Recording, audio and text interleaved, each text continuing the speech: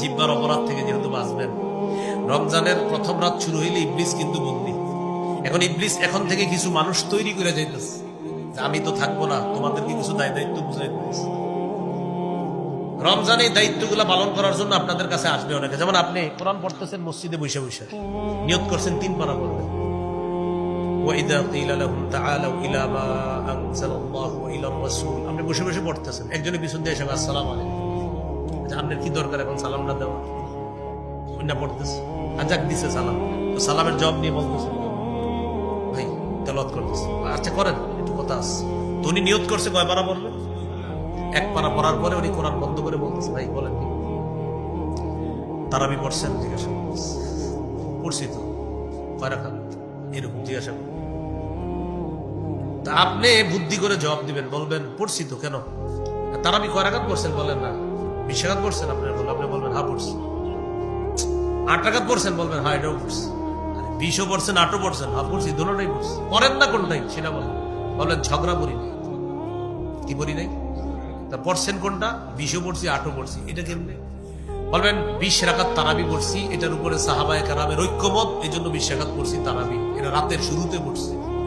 আর সাহারির সময় যেহেতু আল্লাহ উঠায় দেয় ডেলি, এই জন্য সাহারির সময় 8 রাকাত তাহাজ্জুদ পড়ছি, এটা নবী সারা বছর পড়তেন 12 মাস, এই জন্য পড়লাম। তো এখন উনি আসছিল আপনার কোনো কারণে কিছু একটা বলার জন্য, আপনি বলবেন 20 পড়ছেন? হ্যাঁ পড়ছি তো। 8 পড়ছেন? পড়ছি। আরে 2টাই পড়ছেন? জি পড়ছি, আমি আরো 2 পারা পড়বো, আপনি যান।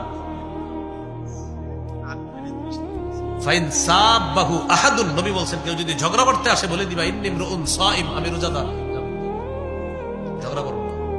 তাহলে আমি আপনাদেরকে বলে দিলাম 20ও পড়বেন 8ও পড়বেন, 20 পড়বেন তারাবি, এটা হলো রমজানের আমল, আর তাহাজ্জুদ পুরা 12 মাসের আমল। এখন আপনি বলবেন হুজুর 12 মাস তো পড়ি না, চেষ্টা করেন পড়ার জন্য।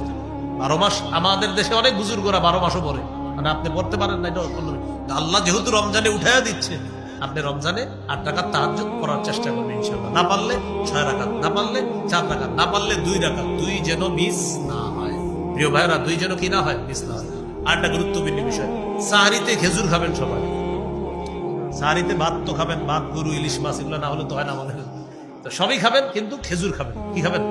হ্যাঁ খেজুরটা খাবেন, এটা অবশ্যই খাবেন।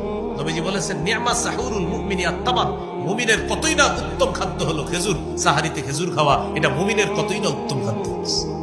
তাহলে আমরা খেজুরটা খাবো সাহারিতে, এটা রাখবো। কেন? কোনো কেন নাই, আমার নবী খেয়েছেন, আমি খাবো, এই জন্য।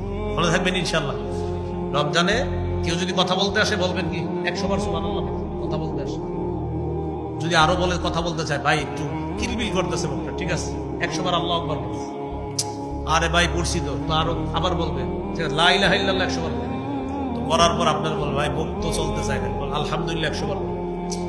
এরপরে আবার বলবে ভাই কথা বলতে মন চায়, কোরআন খুলে দিয়ে বলবে বড় বড় বুঝে বুঝে পড়তে থাকবে। একটু পরে বলবে ভাই পড়ছি ভালো লাগতেছে না, একটু কথা না জায়গা বলবে না, বলবে কথা বলতে বলবেন বোমা। কি বলবেন? কথা বলবো না। কেন ভাই? ভাই কথা, ভালো কথাও বলা যায় রমজানে, কিন্তু তুমি কোন ভালো কথা বলার পরে আবার হঠাৎ কি জানি শুরু করো, গীবত হয় কিনা। আমরা মূলনীতি শিখছি, রোজা হলো জাহান্নাম থেকে বাঁচার ঢাল, এটা ছিদ্র হয় গীবত আর মিথ্যা দিয়ে, মিথ্যা আর গীবত হয় জিহ্বা দিয়ে। এই জন্য তুমি যেহেতু জিহ্বা চালাইতেছো, সুবহানাল্লাহ দিয়ে চালাও, আল্লাহু আকবার দিয়ে চালাও, আলহামদুলিল্লাহ দিয়ে চালাও, লা ইলাহা ইল্লাল্লাহ দিয়ে চালাও, কোরআন দিয়ে চালাও। ভাই অনর্থক কথার যদি নিয়ত করে থাকো, আল্লাহর রাস্তায় এখান থেকে যাও, না হয় ঘুমায় থাকো, আমি উঠে দিব তোমাকে। মনে থাকবেন ইনশাআল্লাহ। তাহলে ভাই রমজানটা কাটানোর চেষ্টা করবেন খুব ভালোভাবে। আল্লাহ তৌফিক দান করেন।